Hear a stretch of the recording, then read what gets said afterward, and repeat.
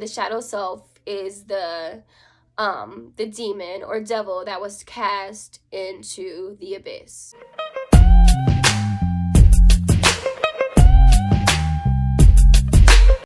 Hey Hitchhikers, welcome back to another episode of Bag Lady Unloaded. I am Nick, the Poetic Nomad, and today we are going to be talking about shadow work. So, what is the shadow? What is shadow work? The shadow self is a collective of the parts of you that were suppressed because they were deemed unlovable.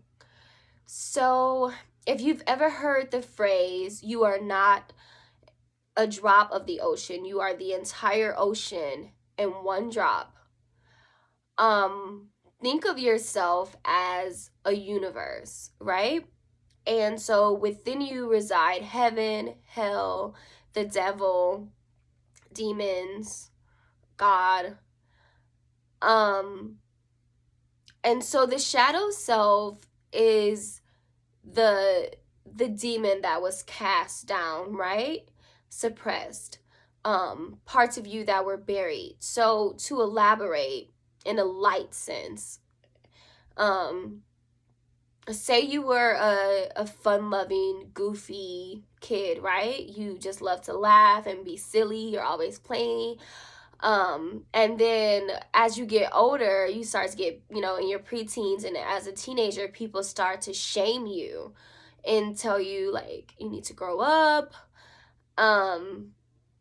That's immature. It was funny when you were a kid, but you need to, you just need to grow up, and it's childish, right?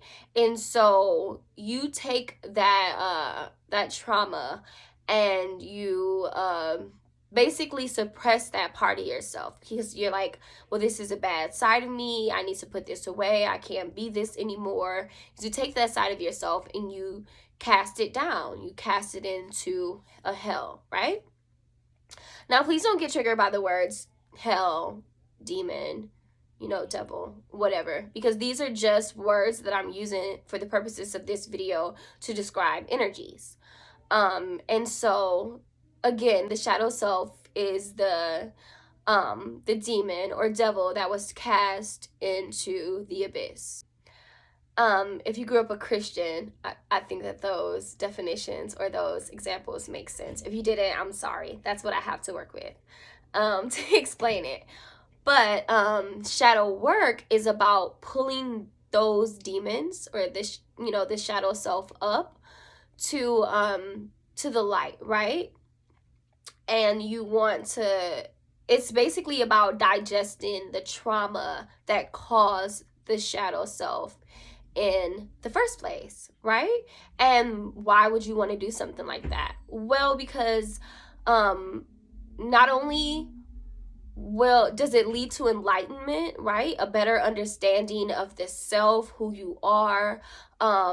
It's very, I won't say it's very easy, but it's definitely much easier to navigate your reality and create a better one if you completely understand your faults and your setbacks, as well as, just the bigger picture of who you are, your good and your bad, right? You can't really manifest without first understanding you.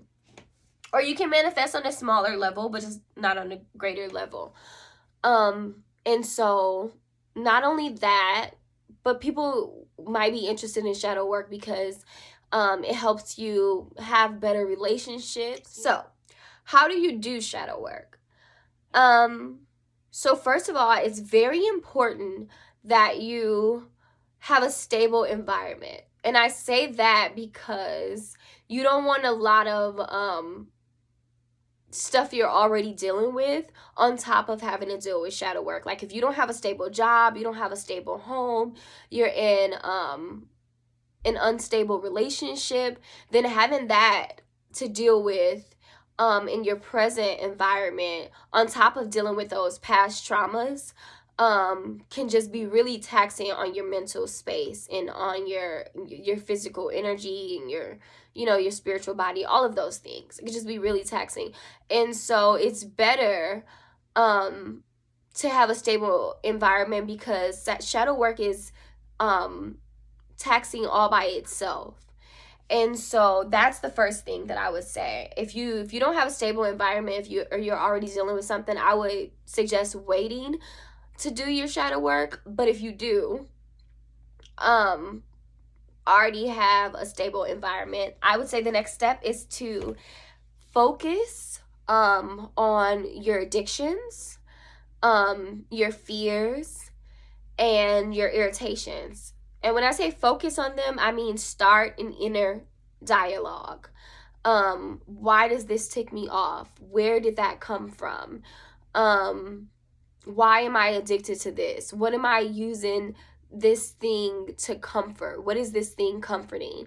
I always do this when this happens. Why is that? Where did that begin? What happened around me during the time when I started, becoming addicted to this certain thing? For me, I put up shadow work, or started doing shadow work, because I had a physical ailment that I believe was manifested from the spiritual. I say I believe because some people hate that terminology. It triggers some people, but for me, everything starts in the spiritual realm and moves through the physical. If you think about whenever you've been too stressed, you get a headache, right? Well, the same thing happens on a greater scale, right? You could have a much more serious ailment that has something to do with a past trauma.